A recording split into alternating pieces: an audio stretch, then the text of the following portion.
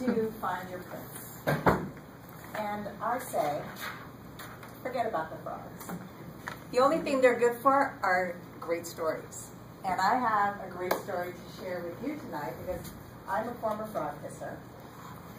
And one of the first frogs that I kissed was a man named George. But we're going to call him Georges because he was French. George was set up by my cousin. She said, Sandy, I have this great guy for you. He's French. He's a widower, and he's wealthy. It's like the triple threat. Okay, so he's French. That means he's probably romantic, good looking. He's a widower means less baggage. And he's wealthy. I can retire. It's great. So George calls me up. Hello, Sandy. Your cousin gave me your number. This is my French accent. And I would love to take you out.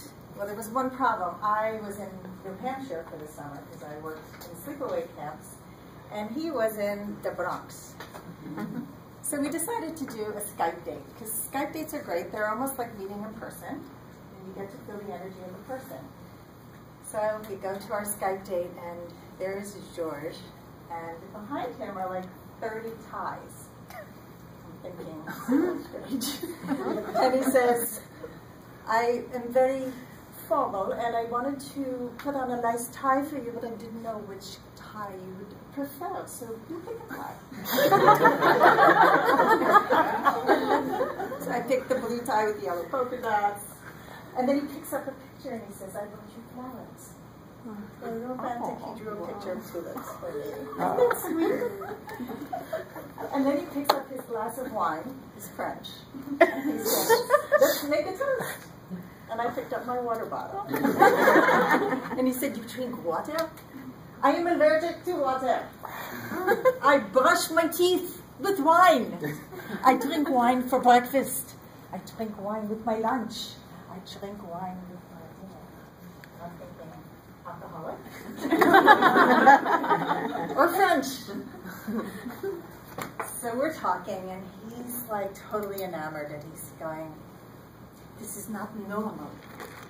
The way we connect, it is not normal. And I'm thinking, it's pretty normal for me to be able to talk to a guy for like an hour. It's pretty easy. I didn't think that the connection was not normal, but I figured, you know, he was kind of charming, it was nice. And he said, so I'd love to take you out. And I thought it would be like 2 months before I'd be able to go out with him. Turned out there was a family emergency the next week. I was coming home to Stanford for the day. And we went out for sushi. He comes to pick me up in his silver Cadillac, and he kisses me on both cheeks, so French. And he's about this tall. Now, women want men who are tall. That's like the most common thing. Tall men who wear heels. Yeah, I can overlook.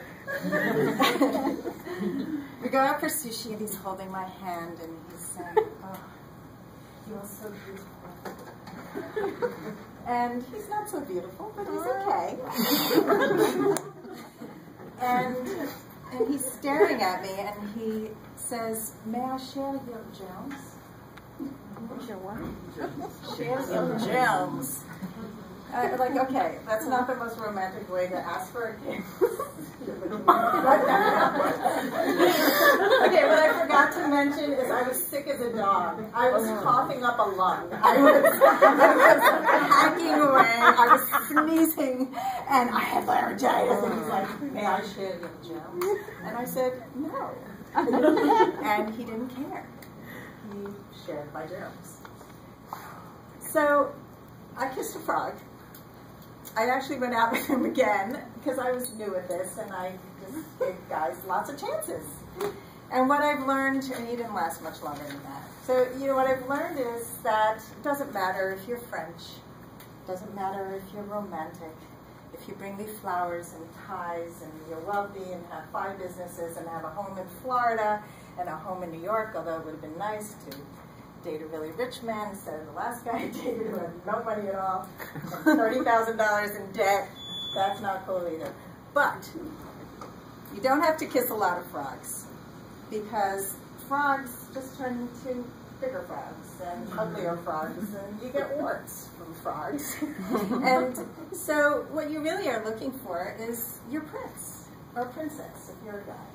And hold out for the prince because they exist, and if you kiss enough frogs, you will stop kissing frogs and hold out to just kiss that one prince who's going to turn into your king.